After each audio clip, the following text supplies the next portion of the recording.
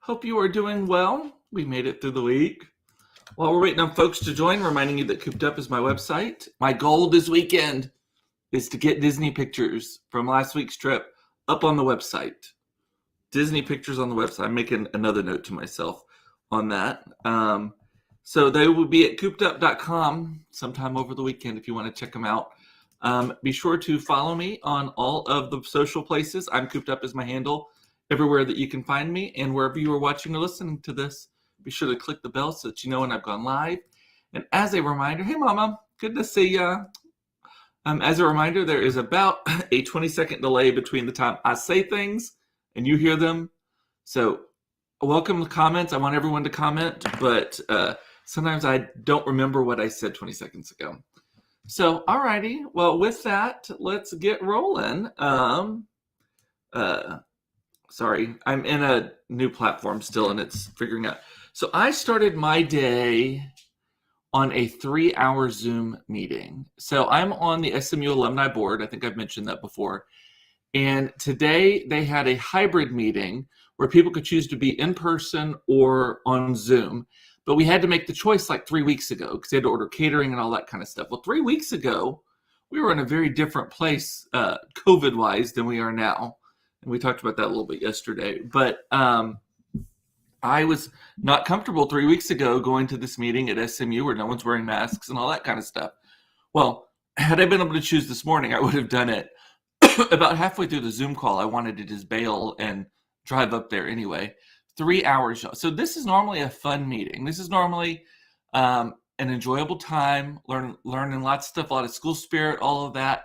Sitting in this chair, looking at this screen for 3 hours was miserable. I've never done a meeting that long on Zoom, nor will I. I think it's going to take, it would take the bubonic plague to get me to do that, like worse than COVID.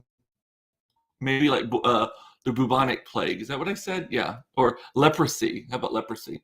By the way, cheers. I'm having a little drink early today. Happy end of the week. So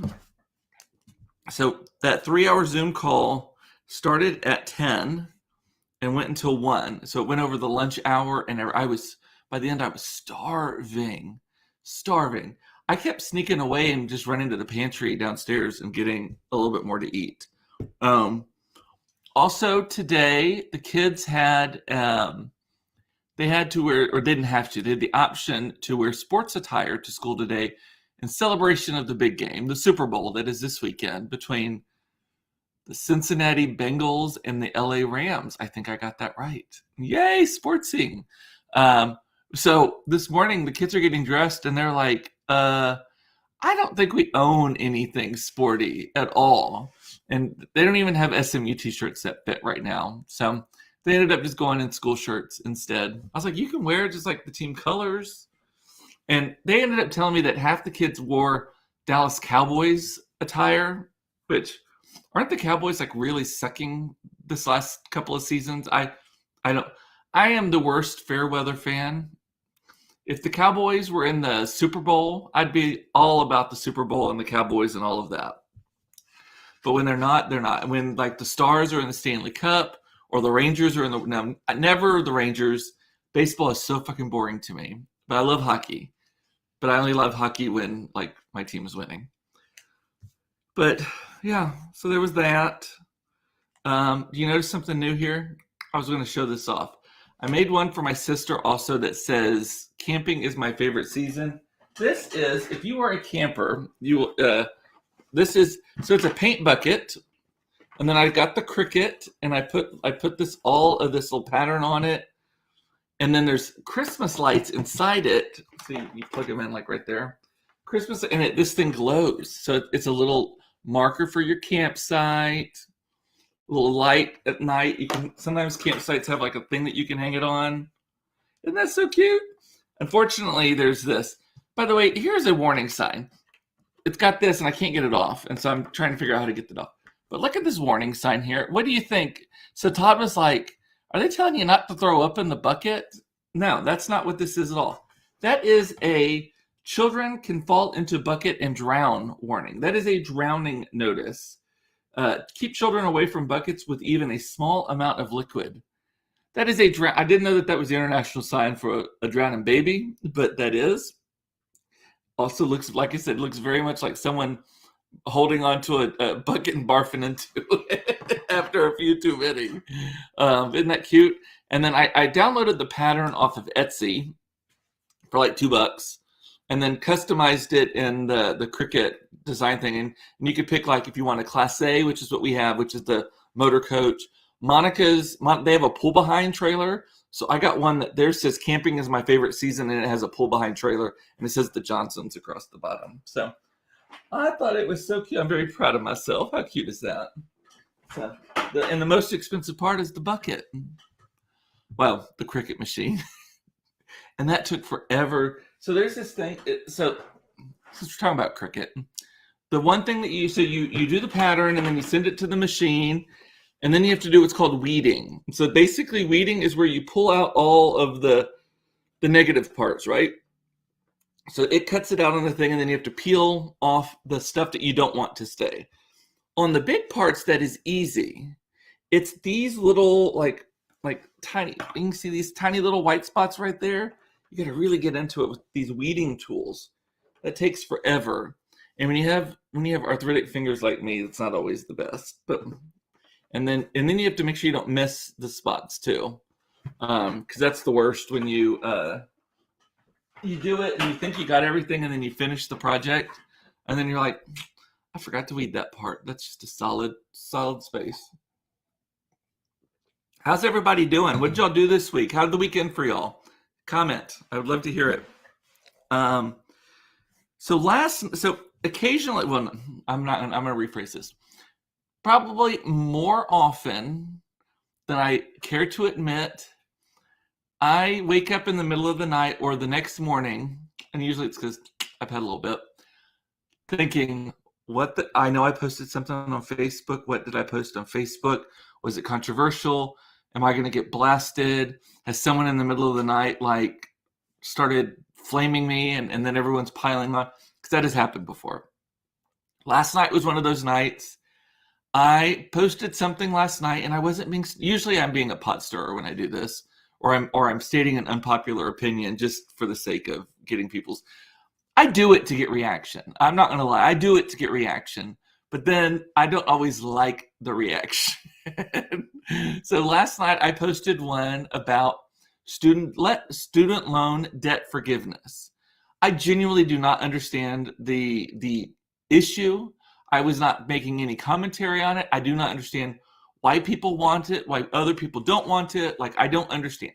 I know that I graduated SMU with about $35,000 in student loan debt that I then had 12 years to pay off, 10 years, a 6-month forbearance period, and then 10 years to pay it off. And I could extend it by 1 year twice, which I did. It was the second largest after my rent. It was the second largest monthly expense in my line item. I consider it an investment. I never resented it. I never thought that my life was less complete because I have that. I never thought I couldn't participate in life because I have this payment. And my thought was, I have the job that I have because I have this degree, right? So I posted all of that. And then in the morning, I woke up at 4:30 to pee or something. And then I was like, I had kind of a memory of posting about it. I didn't drink it that much, but I remembered it being a slightly controversial topic. And so I got up, and I was pleasantly surprised at how civil everybody was. Maybe we have turned over a new leaf, because here's the other thing, that for progressive people, the student loan forgiveness is a big deal, right? And I have a lot of progressive friends. And I'm a terrible liberal, but I'm an even worse conservative because my beliefs are all over the place, overlapping, contradicting each other, all that kind of stuff. I was surprised at how little vitriol there was. Most people were like, yeah, that makes sense. Yeah. And the final outcome, I guess, the understanding is that colleges are getting too expensive. It's not the loans themselves. I also think that kids these days have a much higher expectation about how fun and awesome and glorious and glamorous your 20s are supposed to be. We didn't have social media. We didn't have Instagram. We didn't have anything when we were young, right? So I didn't know that people went to Lake Como on a trip, or that they went to the Seychelles Islands, or that they went to Greece in their 20s. I thought that was a trip that you took when you were in your 30s and 40s or beyond, right? To me, that was that. So I didn't feel left out. I thought going to Galveston was pretty damn nice. Going to Naples, Florida, to stay at my friend's parents' house was pretty damn nice. I was satisfied with that. I drove a Honda Civic, a hunter green Honda Civic with cloth seats and no CD player. Todd actually, as a gift to me, because I was still driving it when he and I were together, or starting to be together, which, by the way, this month marks our 23rd year together. Isn't that crazy? But yeah, so I never felt like I was left out of anything. And a lot of people, there were a couple of people who were like, well, you come from a place of privilege. I'm like, bitch, I'm from Donna, Texas. I'm not from any privilege. Other than I mean, my family was not poor. We were the least poor people in the town. That's what I always joke. I was the tallest, gayest, whitest thing. I'm sweating a little bit today. It is kind of warm. It's a beautiful day in Dallas today. It is like 75 degrees, sunshine. House is heating up. It is getting a little bit warm in here. I've got the lights going. But the problem is we have a heavy cold front coming in tonight. And so I don't want to cool the house down just in time for it to get cold and wish it were a little warmer. I also don't like switching it twice a day and all of that kind of stuff. So Judy likes the little bucket. Look, so I personalize everything. I'm becoming that bitch who personalizes everything. You want a sticker, kids? You want a? I got a whole setup. All the vinyls, all of the iron-ons, all of the stick-ons, all of it. So, and Rodeo San Antonio kicked off yesterday. That's so fun. I don't recall. I mean, a lot of my childhood centered around San Antonio, but I don't recall ever going to the rodeo in San Antonio. We would go to the Houston rodeo a lot, but I don't recall going to the San Antonio rodeo. Or I don't know if Monica's watching. Did we see? I saw Reba McEntire, but I think it was at the Houston rodeo. I don't think it was at the San Antonio rodeo. Do the rodeo people, because like the Fort Worth rodeo just ended last week, right?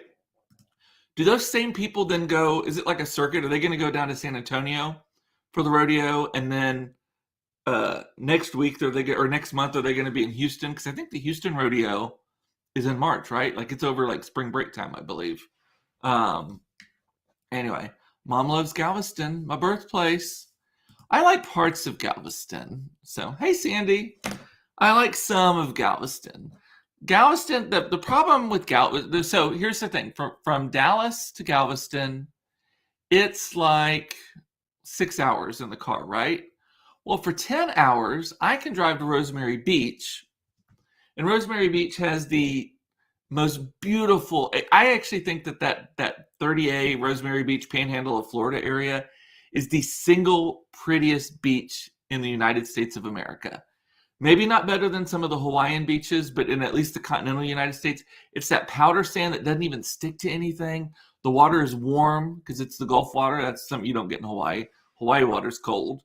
It's warm water. It's shallow. Like you can walk a mile out and you've only gotten up to your knees. So we went to the San Antonio rodeo with granddaddy and grandmother. Maybe that is the one. Maybe that's where I saw Reba then. I thought it was Houston, but now that I'm thinking about it, San Antonio sounds more appropriate. And I think it was for my birthday. We didn't go on my birthday, but I think it was a gift to me for my birthday. I love 90s women of country. Reba McEntire, Trisha Yearwood, who's the lady that sang 80s Ladies? I guess she's not really 90s, maybe she's 80s, but love them so much. Sandy likes the scarf. Thank you. Yes, I picked this up. There's a theme. I drink a lot. I drink wine. So I'm at the Epcot Pavilion at the London, France. It'll come out eventually. The French Pavilion at Epcot.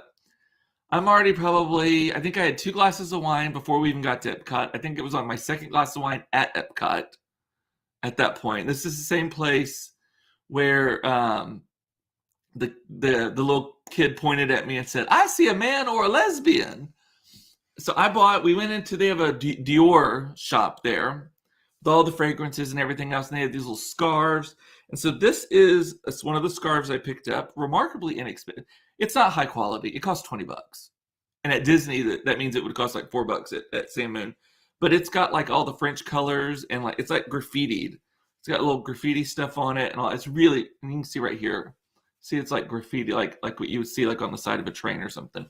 Really pretty. I love it. And then I got another one, a pink one that looks more like a French bandana, if you will. Yeah, I think it's KT something, Mom. Yes, I agree.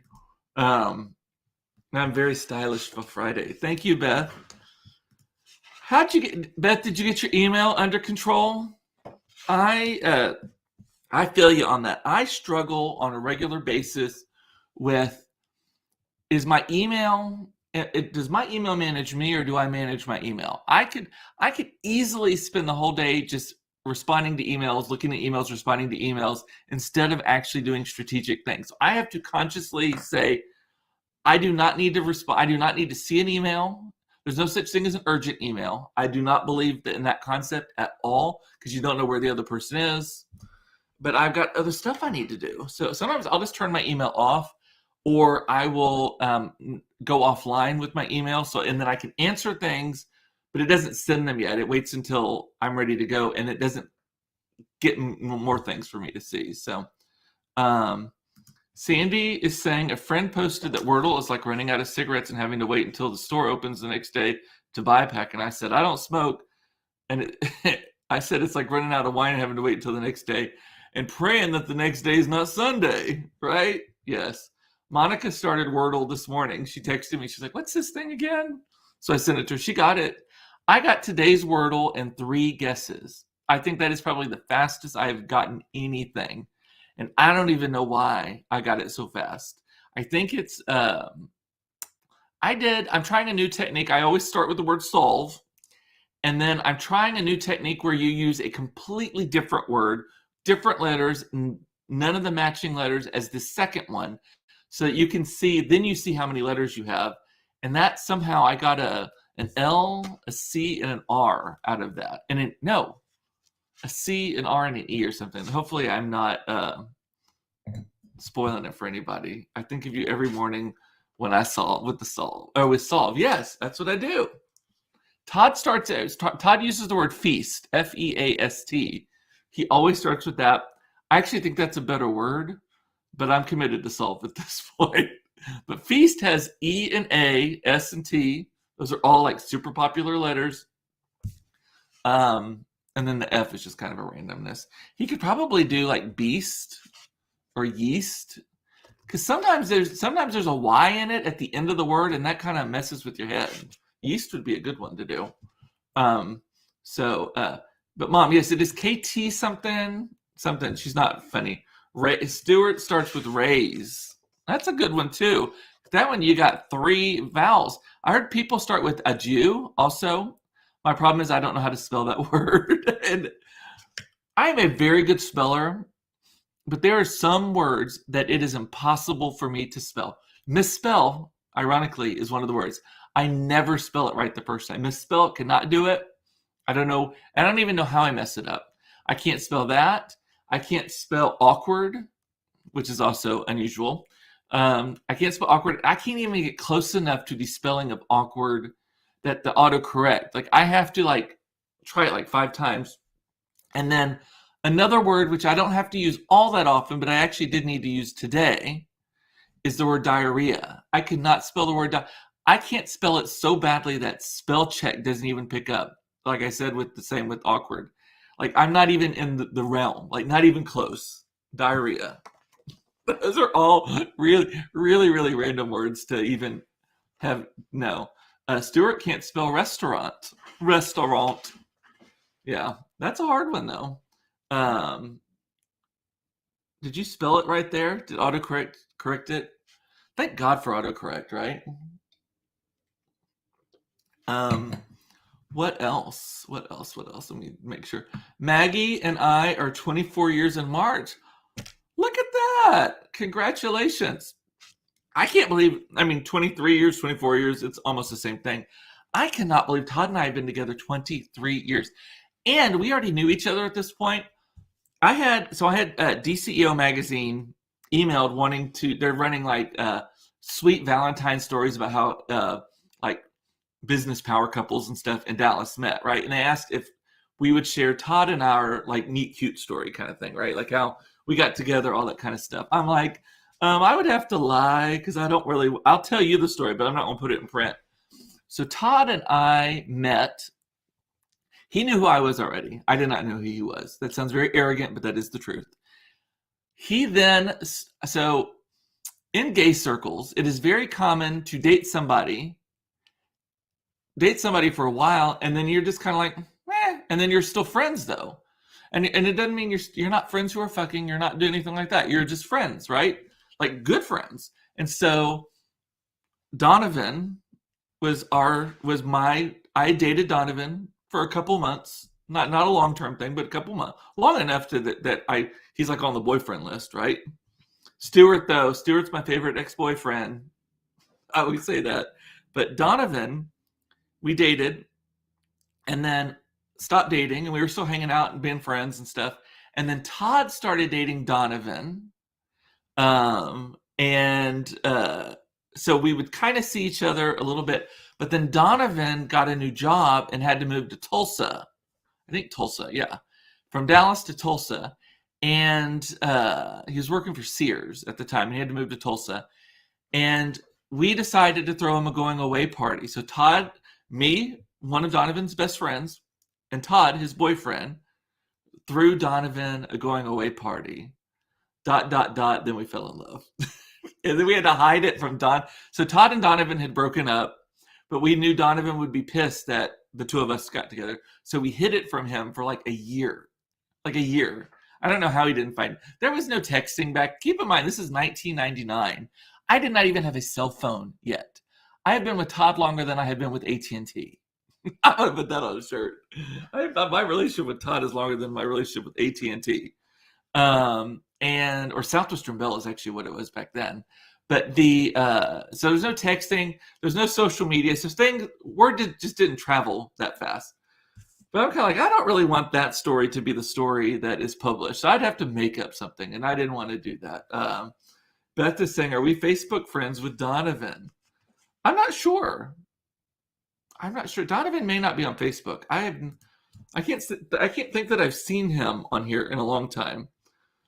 Or at least he has not been manifested by the algorithm. Isn't it funny how you see the same people's things over and over again because Facebook thinks that you want to see that person, and then randomly there'll be another person and you're like, oh, you're in my life too. Didn't know you were on here. So yeah. So there were a couple of other things I wanted to mention before I get too far into all of this. Did y'all see, right here, Miss Dolly Parton, Saint Dolly, the Dalai Lama? So did y'all see that she announced, or her company announced, that all of the employees at Dollywood and all of her Dollywood stuff, starting on day one of their employment, are eligible to have 100% of all expenses associated with higher education paid for? Tuition, fees, books, study materials, 100% starting day one. It's good for part-time people. It's good for full-time people. Anyone who works is on payroll at Dollywood and affiliated companies is eligible to have all of their tuition paid. And everyone's like, oh my gosh, she's the greatest, love her so much. But we already know all that. She's the best. But here is where I am, I'm not saying anything negative. I'd rather walk across hot coals on my lips than say anything bad about Dolly Parton. But she is a genius. She is a business genius. So she has been, from a PR perspective, in addition to all the news coverage that she's gotten over this and all that, like, that's great. One of the things that she is frequently criticized about is that she started Dollywood. She bought the Silver Bullet amusement park. She didn't start Dollywood. It was some other amusement park before. She bought it, rebranded it, redid it, all that kind of stuff, right? Silver City, something like that. And she wanted it to be able to create jobs for people in Pigeon Forge and Gatlinburg, right? Because those two towns right there. And it has turned into Myrtle Beach in the mountains, basically, or Branson, that kind of thing, right? So she has been criticized frequently, saying, yes, you did bring a lot of jobs to the area. Yes, you did lower the unemployment rate, but by and large, these jobs are dead end, minimum wage, hourly wage jobs. These are not jobs that are that you can work at and not have to have two jobs, or that you work at and you're just barely floating at the poverty line, right? So that is a frequent criticism that has been surfacing over the years, and you were hearing a little bit more about it. It was on the Dolly Parton's America podcast, which you have to listen to if you've not, and if you have, listen to it again. Dolly Parton's America, it's so good. It's not all about Dolly; it's about things in the Dolly sphere, kind of. But it came up in that as well, and so this is a genius move to not only combat that.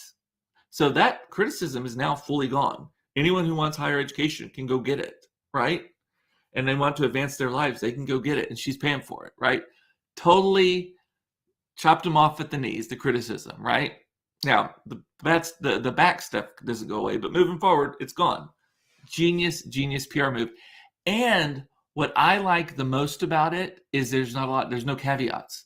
Again, they made a point to say, day one, you could sign up for college classes an hour after you start working at Dollywood, and you are eligible. You can be part-time, all of that.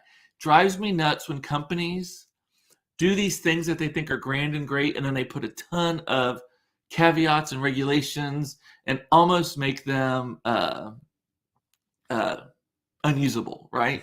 So Trish is saying her meet cute starts with, there was a party and they served ooh-wee. I don't get that last part, but that sounds funny. Ooey, ooey, ooey. That's funny. Anyway, but so genius Dolly Parton move, love her. And then something else I discovered that I read about, I think I read about it yesterday. I was going to mention it yesterday, but I ran out of time. As we are coming out of the pandemic and moving into the endemic, right? The pandemic to the endemic, where we're just going to live with it, people are starting to go back into society again. Well, one of the things that they have figured out, or that is appearing to be a trend, is that people have gotten hardcore into fetish, like a lot since this. So there are these, like in major cities, I don't know about Dallas, but like not New York, LA, Chicago, London, all these kind of places. There are these things called fetish parties, and they are each dedicated to a different thing. Like people who like to dress up like furry animals and get it on, right? Well, the one that they were talking about yesterday, there's this new party. I think it's in New York, I think is where I saw it. And it's called Pheromone. And it's kind of gay specific, I guess, but it is armpit fetish. And it is that a lot of people during the pandemic stopped wearing deodorant because they weren't seeing anybody. And now they love the smell of body odor. The bag of onions. If you like the smell of body odor, I got two tweens just on the other side of that door. you will get your fill, and it will not be a fetish. You'll just be like, nope, don't want any of that. And so they're having these armpit things, so body odor and armpit fetish things, and these people, and they're just going and they're smelling each other's armpits. That is a party that people get into. Yes. Sandy's like, what? Armpit fetish? And to me, it's not even armpit, because sometimes it is hot to see a guy like doing like this or whatever, and you kind of see the pit and all that. There's something hot about that. It's not a fetish, but there's something kind of hot about it. But when you add the extra layer, that you want to smell it, and it needs to smell like BO. You lost me, it needs to smell like BO. That is like too far.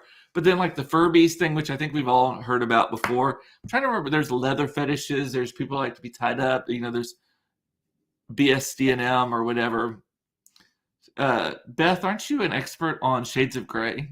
Like, haven't you read Shades of Grey so many times that you could probably act it out? I'm calling you out now. Mild-mannered suburbanite by day. Aiden Gray by night. Isn't that his name? I haven't read them, but I think that's what his name is. Jamie Dornan. I am all about Jamie Dornan, though. I've not seen the movies. Stuart is saying, please don't frame that as a New York thing. New York's hottest club is Armpit. Beth says it's a love story. Shades of Grey. Okay, I believe you. I believe you. And Eric is grasping pearls and saying ick.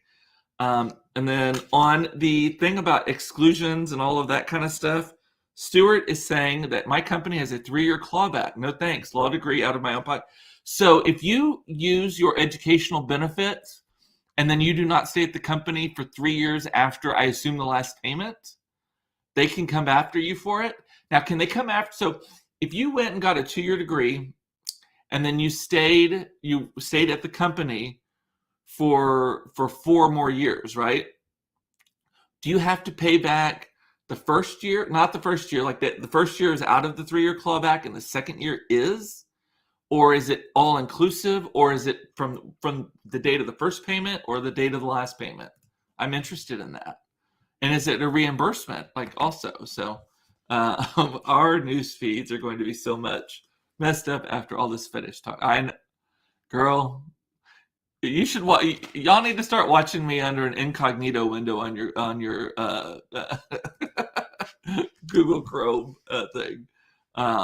It's by quarter and it is rolling. Well, there is that at least. But why would they? I don't know. I think that, I get the principle of I've invested in you, so you need to stay. But I also see it as a way to get people to want to work for your company, right? So I don't know. Anyway, well, that's all I have got today. Like I said, my goal this weekend, the weather's bad this weekend, so we're going to be inside. I'm going to be editing some photos, cleaning up this room that I'm in right now that I don't let y'all see best here and here. And I'm going to get those pictures up at coopedup.com, so keep an eye out. If you'll go there now, you can sign up to get an email alert from me that I will send to you that there's new content. So, it is warm. Alrighty, well, with that, I'm going to say bye. I love you. It is important to know you are loved. I actually ordered a bracelet last night after a little bit that says you are loved on it. I got an ad in my Instagram for it. Paid $12. So I don't have high expectations, but it says you are loved on it. So I can't wait to get that. Alrighty, well, y'all have a wonderful weekend. I will see you on Monday at 4:30 for another episode of Cooped Up Live. Should I say bye?